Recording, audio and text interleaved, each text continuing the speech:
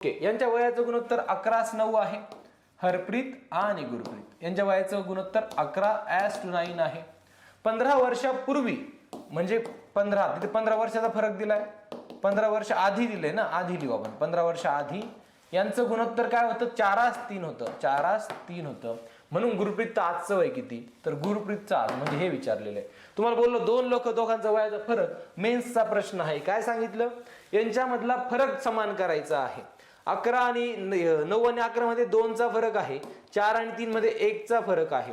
फरक समान करण्यासाठी बघा, ह्या 1 ने वर गुणा 2 ने खाली, म्हणजे इथं काय याला फक्त 2 ने गुणा, खालच्याला 2 ने गुणल्यावर 2चा फरक होईल ना.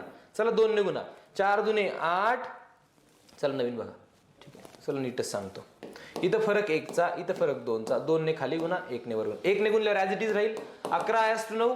2 ने गुणल्यावर दुप्पट होईल, 4 दुने 8, 3 दुने 6. यस, फरक काय झाला? 11:2. बरोबर. काय म्हटले ते?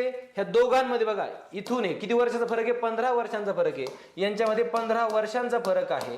युनिट मध्ये सांगा. 6 आणि 9 युनिट मध्ये 3 युनिट बघा, 6, 7, 8, 9 म्हणजे 3 युनिट वाढले. हे बघा, 15 वर्ष आधी होतं ना, मग 3 युनिट वाढले तर 15 वर्ष. 3 युनिट म्हणजे 15 वर्ष. नीट बघा, 3 युनिट म्हणजे किती आलं ह्यावेळेस? 15 वर्ष आलं. याचा अर्थ काय? 1 युनिट म्हणजे किती? 1 युनिट म्हणजे सर 5 वर्ष आलं.